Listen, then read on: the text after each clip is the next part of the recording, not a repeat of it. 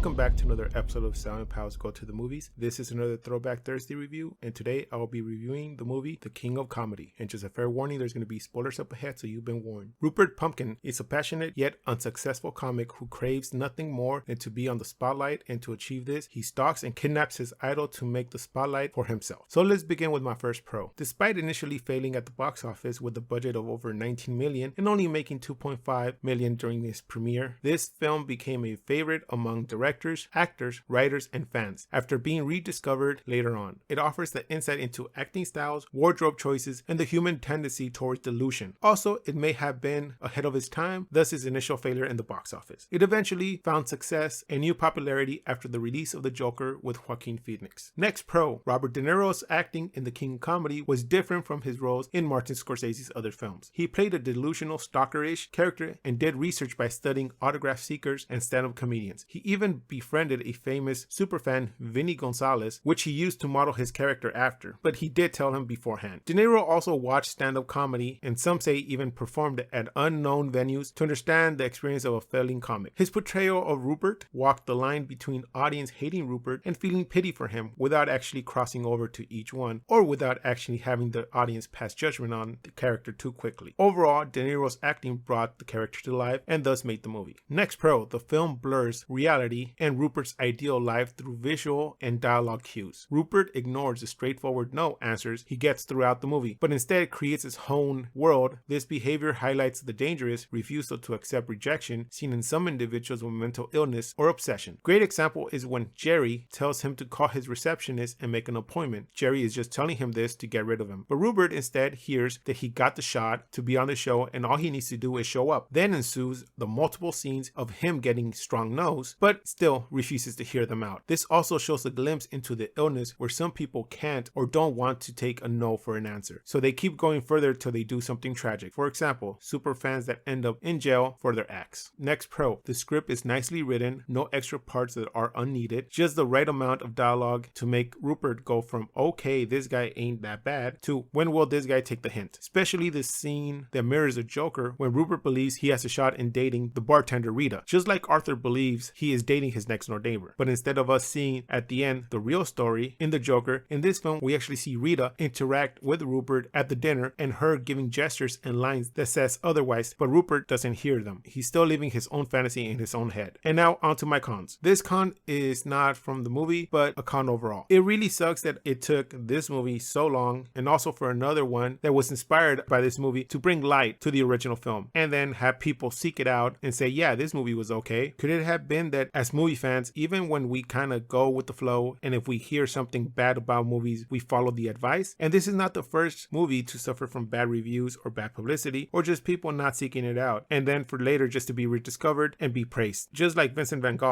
and how his work became famous after his passing. Next con. Okay, there are many continuity errors in this film, but I will point out just two. The first one is when Rupert is in the limo, he is giving a handkerchief to wrap his hand by Jerry, but then in the next shot, the wrap is gone from his hand, just to later reappear in another scene while still inside the limo. This goes back and forth a little bit. This is something important that someone should have seen and said, hey, wasn't his hand wrapped up? And reshot the scene. Next is the scene with Rita. Her cocktail liquid levels change a few times, sometimes being full, and other times it shows as if she took a sip or two. Two simple fixes for all drinking scenes. Don't have them take a sip from the drink and have the glass remain with the same level of liquid, or simply just move it out of the scene or cover it in the shot. A bit weird seeing a colored drink next to the actress change in the liquid levels inside of it every few seconds. So my grade for this movie is going to be an 8 out of 10. Robert bringing his character Rupert alive with his amazing acting, and having Jerry Lewis, a real life comedian, play alongside him is nice. And I bet there might have been some times when he was like, yeah, that's how a super fan would act, coming from Jerry, to having Jerry say, yeah, that line would sure bomb on stage. So yes, Rupert would say that. Also making us not hate nor feel much pity for the Rupert was well done by both the script and the acting. The only bad thing was that this film did not have a good chance when premiering. Just like Rupert, it had to be locked up for a few years to be praised after 30